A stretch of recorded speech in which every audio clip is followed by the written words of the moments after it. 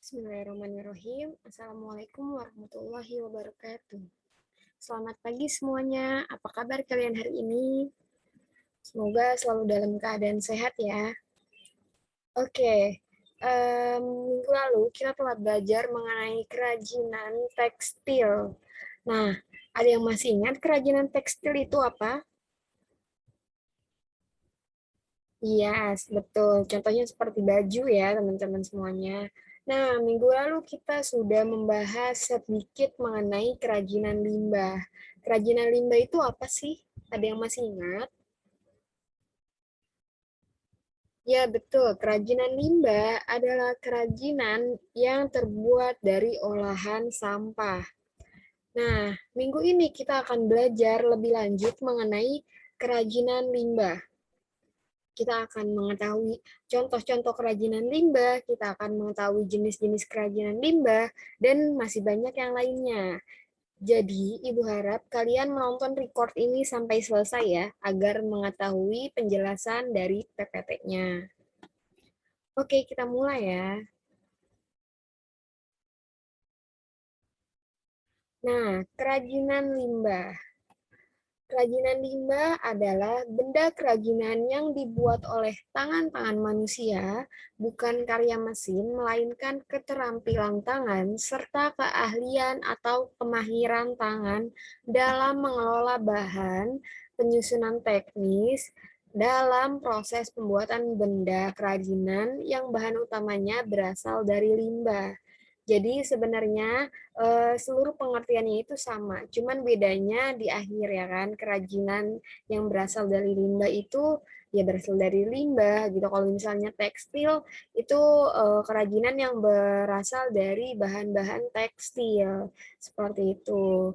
Nah, seperti yang kita pelajarin minggu lalu, eh, yang membuat kerajinan itu disebut apa sih? Orang yang membuat kerajinan. Ya, betul. Pengrajin. Jadi, pengrajin adalah orang yang membuat kerajinan. Tapi pengrajin itu orang profesional ya, yang mereka itu memiliki keahlian atau kemahiran. Biasanya pengrajin ini nih, pengrajin itu menjual hasil karyanya ke orang-orang gitu. Jadi dia itu memang udah profesional. Nah, kalau kalian bisa disebut masih latihan gitu ya, bukan merajin. Jadi kalau misalnya kalian ada tugas membuat kerajinan, kalian itu belum bisa disebut sebagai pengrajin. Karena pengrajin itu adalah tenaga profesional atau mereka itu udah ahli di bidang kerajinan. Tapi kalau kalian itu masih siswa yang belajar seperti itu. Kita next ya. Nah, selanjutnya jenis-jenis limbah itu kan ada berbagai macam ya. Nah, ini ada limbah anorganik keras. Dari katanya aja udah keras nih, berarti dia itu memiliki bahan yang keras. Jadi sifat-sifat limbah anorganik keras adalah dia keras yang pertama. Yang kedua, dia itu kuat. Dan yang ketiga, tidak mudah hancur. Contohnya seperti apa sih? Contohnya seperti kaleng, keramik, alat elektronik, dan kaca. Seperti itu. Jadi, kalau misalnya kalian lihat di jenis-jenis sampah, itu ada beberapa jenis sampah kan. Nah, ini ada salah satu limbah anorganik keras. Nah, ini contoh-contohnya ada kaleng, keramik, alat elektronik, dan kaca. Bu, kok keramik masuk ke limbah sih? Gitu. Iya, jadi kalau misalnya kalian lihat nih ada orang yang ngebangun rumah, terus kan banyak ya puing-puing seperti ini. Nah, ini kan banyak ya pecahan-pecahan keramiknya. Nah, biasanya pecahan-pecahan keramiknya ini biar nggak jadi sampah yang menumpuk, maka orang akan membuat atau mendaur ulangnya kembali. Seperti misalnya keramiknya disusun kembali, pecahan-pecahan keramiknya disusun kembali hingga membentuk satu keramik yang utuh. Nah, itu bisa, cuman nggak yang seluruh keramik sama ya. Jadi pecahan-pecahannya itu disatuin, disusun, jadi kan bentuknya unik gitu ya, warna-warnanya menarik seperti itu, campur-campur. Kita next. Nah, yang kedua ada limbah anorganik lunak. Apa sih limbah anorganik lunak? Nah, kalau misalnya yang tadi limbah anorganik keras, dia itu sifatnya keras, kuat, dan tidak mudah hancur ya kan. Nah, sekarang kita masuk ke limbah anorganik lunak. Sifatnya itu lunak, mudah dibentuk, dan lentur. Tapi nggak menutup kemungkinan kalau misalnya yang limbah anorganik keras itu nggak mudah dibentuk. Maksudnya mudah dibentuk di sini tuh dia lentur gitu. Kayak misalnya botol plastik, kan mudah dibengkok-bengkokkan dengan menggunakan tangan tanpa menggunakan alat. Kardus, koran, plastik, styrofoam. Nah, itu kan lebih mudah gitu ya dalam pembentukannya, nggak membutuhkan tenaga yang ekstra lah. Jadi mereka itu lebih mudah dibengkokkan, lebih mudah dibentuk. Nah, itu sifatnya mereka lentur, seperti itu. Kita next. Selanjutnya kita akan belajar mengenai langkah untuk mengolah sampah dengan baik dan benar. Nah, yang pertama ada redus. Ada yang tahu nggak sih redus itu apa? Redus itu tahapan awal dari pengolahan sampah, yang artinya mengurangi. Jadi kan ada 3 prinsip ya, reduce, reuse, recycle. Nah, reduce itu mengurangi. Jadi contoh kegiatan mengurangi sampah plastik adalah dengan membawa kantong belanja sendiri, seperti ini nih. Ini contoh mengurangi sampah plastik atau disebut reduce. Nah, reus itu menggunakan kembali sampah-sampah yang bisa digunakan kembali. Seperti contohnya ini botol. Botol ini digunakan kembali tanpa diolah terlebih dahulu ya. Jadi langsung botol tok langsung diubah menjadi vas bunga seperti ini. Ini namanya reus atau menggunakan kembali. Yang ketiga dari cycle atau mendaur ulang. Nah, ini kegiatan mendaur ulang. Kalau kegiatan mendaur ulang itu bedanya apa Bu sama reus? Kalau mendaur ulang, dia menggunakan teknik khusus untuk membentuk benda tersebut menjadi sebuah karya yang berbeda fungsi. Misalnya kayak gini. Ini kan dari sendok plastik nih, dibentuk menjadi sebuah lampion. Seperti itu. Jadi ada 3 langkah untuk mengolah sampah. Yang pertama reduce, yang kedua reuse, dan yang ketiga recycle. Kita lanjut. Nah, yang selanjutnya ada pengolahan bahan dari limbah keras. Nah, ini cara-cara atau urutan cara untuk mengelola bahan limbah keras. Yang pertama itu ada pemilihan bahan limbah. Jadi nggak semua limbah bisa kita daur ulang. Kita harus perhatikan juga kualitasnya, mana limbah yang benar-benar bisa kita daur ulang dan mana limbah yang nggak bisa sama sekali didaur ulang. Nah, yang kedua ada pembersihan limbah. Limbah itu kan sisa-sisa atau bekas ya, jadi kita harus bersihkan terlebih dahulu sebelum kita olah. Karena untuk mensterilkan atau menghilangkan kotoran-kotoran yang ada di limbah tersebut. Yang kedua ada tahap pengeringan, itu pengeringan di bawah sinar matahari biasanya ya. Atau banyak banyak banyak lagi teknik pengeringan yang lain. Yang ketiga ada pewarnaan. Pewarnaan itu agar ada yang masih ingat nggak fungsi dari pewarnaan itu sendiri? Nah, jadi fungsi dari pewarnaan itu masih sama dengan yang kemarin-kemarin, yaitu menambah nilai estetik atau menambah menarik gitu kan. Jadi kalau misalnya cuman polos kan kayak kurang menarik, apalagi limbah sisa-sisa gitu. Jadi kita harus perlu warnain biar warnanya itu lebih fresh, lebih baru gitu kan. Yang selanjutnya ada pengeringan. Tapi pengeringan di sini tuh pengeringan setelah diwarnain. Misalnya kalian mewarnakan menggunakan cat. Jadi cat itu kan basah. Jadi kan perlu tahap pengeringan. Jadi ini ada tahap pengeringan 2 kali. Yang pertama pengeringan setelah pembersihan, yang kedua pengeringan setelah pewarnaan.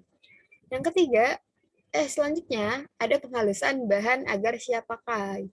Penghalusan bahan di sini tuh nggak semuanya eh, limbah dihaluskan gitu. Misalnya ada limbah seperti kaleng, itu kan misalnya kalau kita buang atau kita potong itu kan ada bagian-bagian yang tajam. Nah itu untuk menghindari luka atau membahayakan saat pemakaian ke depannya, biasanya dihaluskan terlebih dahulu menggunakan penghalus biar agar tidak membahayakan ketika dipakai nantinya. Seperti itu. Nah, ini sebelahnya ada alat-alat yang digunakan saat mengelola limbah. Yang pertama ada gunting, yang kedua ada cutter, yang ketiga ada lem. Lemnya berbagai macam nih, ada yang menggunakan lem kayu, lem fork, lem tembak, atau double tip. Itu tergantung kalian mau membuat apa, atau apa yang akan dibuat di kerajinannya. Mereka akan membuat apa gitu. Jadi lemnya itu beda-beda, nggak bisa ya sembarangan. Misalnya kalian mau membuat kerajinan dari kaleng, tapi kalian menggunakan lem kertas, nggak akan nempel gitu. Jadi lemnya itu disesuaikan dengan kebutuhan kalian. Yang selanjutnya ada solasi, yang selanjutnya ada kuas untuk pewarnaan dan lain-lain sebagainya. Jadi alat dan bahan ini menyesuaikan eh, kalian akan membuat apa gitu ya. Jadi nggak semuanya sama menggunakan alat dan bahan yang tertera di sini. Cuman ini bayangan aja gitu, atau persiapan kalian agar kalian tahu, oh iya nih kerajinan untuk membuat kerajinan limbah ini loh bahan-bahan yang yang digunakan seperti itu. Kita next. Nah, ini ada contoh-contoh kerajinan karya teman-teman nih, teman-teman aku di UNJ, teman-teman ibu di UNJ. Jadi ini karya mahasiswa. Nah, ini yang pertama ada tempat gelas. Ini dari botol plastik yang gede, itu dililit sama kain sama tali rami, pakai lem tembak ini dia menempelkannya. Nah, ini fungsinya untuk menaruh gelas. Jadi cantik kan? Siapa yang menduga kalau ini botol plastik, botol 1 liter yang tinggi, dipotong, setelah itu dililitin tali rami. Nah, ini juga dari botol plastik nih. Tapi ini botol yang 500 ml, ditempel kertas, terus dihias-hias-hias, terus menjadi pot bunga deh. Jadi kan cantik ya. Kalau misalnya botol doang kan nggak menarik, tapi kalau ini dihias jadi lebih menarik gitu kan. Kita next. Kita lihat lagi, ini ada kotak tisu. Kotak tisunya ini terbuat dari kardus dan dililitin oleh tali rami. Nah, ini juga ada penghias-penghiasnya, jadi kan menarik ya. Siapa sangka kalau ini tuh limbah gitu. Jadi cantik kan kalau misalnya kita bisa mendaur ulang kembali seperti itu. Yang selanjutnya ada tempat perkakas. Nah, ini juga kalau kita lihat dari gelas aqua ya, gelas plastik. Nah, ini dihias-hias-hias jadi deh tempat perkakas kayak gunting, pulpen, pensil, spidol, solder, dan lain-lainnya. Ini juga ada wadah brush make up untuk make up. Ini juga ada, ini dari botol plastik juga nih, dipotong terus dia hias. Nah, ini kan jadi lucu ya. Terus dia cat, kayaknya dia menggunakan cat akrilik atau cat lainnya. Setelah itu ditempel-tempel hiasannya dan jadi lebih menarik kan dari yang kita bayangin gitu. Nah, ini selanjutnya ada tas. Tas ini dari kardus juga kalau nggak salah. Nah, menarik kan? Nah, ini figura atau tempat foto. Nah, ini kalau misalnya kalian mau buat, ini tuh dari bungkus-bungkus plastik atau sampah-sampah plastik. Nah, ini tuh bisa kalian taruh foto di sini nih. Seperti itu. Kita next lagi. Nah, ini banyak banget kan contoh-contoh kerajinan limbah. Ada yang limbah. Ini dari tutup botol kaca ya. Menarik, menarik. Nah, ini selanjutnya dari botol plastik. Ini dari koran, dari kardus, keyboard yang nggak kepake. Tapi jangan kalian gunakan keyboard yang masih dipakai, terus kalian copot, kalian jadikan kerajinan. Jangan ya. Pokoknya kita membuat kerajinan yang sudah tidak terpakai. Nah, kalau ini dari apa nih? Kalau ini dari plastik ya, botol plastik tapi bawahnya doang, terus dihias. Ini ditutup. Nah, kalau misalnya kayak gini kan, ini merupakan penghalusan nih, menghaluskan yang kasar. Jadi kan kalau misalnya kalian potong botol plastik dan kalian potong yang nggak rata, atau walaupun rata, dia tetap akan agak tajam gitu kan ujungnya. Jadi ditutupin oleh pita biar nggak tajam gitu pada saat digunakan nantinya dan nggak membahayakan diri kita. Seperti itu. Next.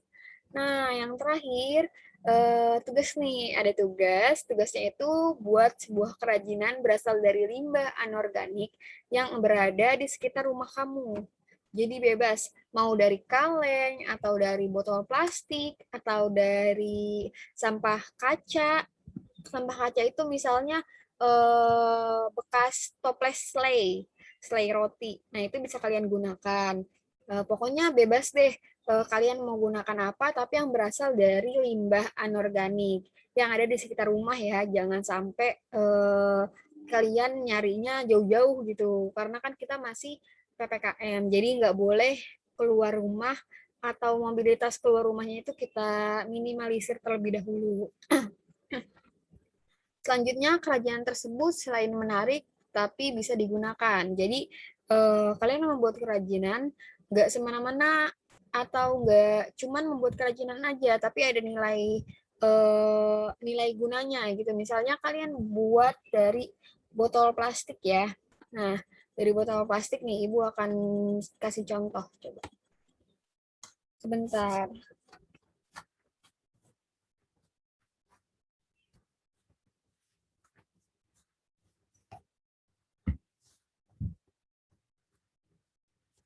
Nah, ini ada salah satu olahan dari botol plastik. Kalau kalian lihat ini bawahnya botol plastik. Setelah itu dililit oleh tali rami. Nah, setelah itu ini bisa digunakan untuk menaruh apa aja. Kalau ibu menggunakan ini untuk menaruh jam tangan. Jadi jam tangan ibu kan suka pakai cecer, jadi ibu taruh sini. Praktis kan? Dan lebih menarik. Jadi ini dibersihkan terlebih dahulu dalamnya. Dililit tali rami. Seperti ini jadinya. Cantik kan? Dan mudah pembuatannya. Oke, jadi seperti itu ya. Bikin kerajinan yang berasal dari limbah, bebas, mau bahannya apa aja. Yang penting dia itu menarik dan bisa digunakan. Terus hasil pengumpulannya sama kayak yang batik jemputan, kalian foto memegang hasil karya kalian. Jadi kalian foto begini, kirim ke ibu.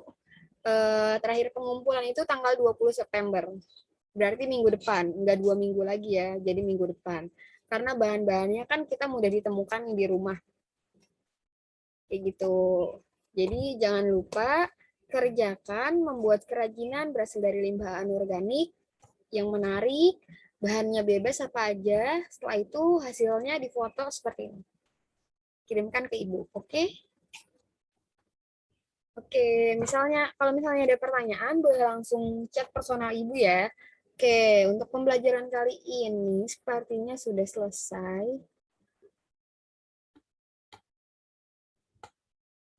Nah, ada yang mau ditanyakan sebelum ibu tutup? Kalau ada yang ingin ditanyakan, langsung chat personal ibu aja ya.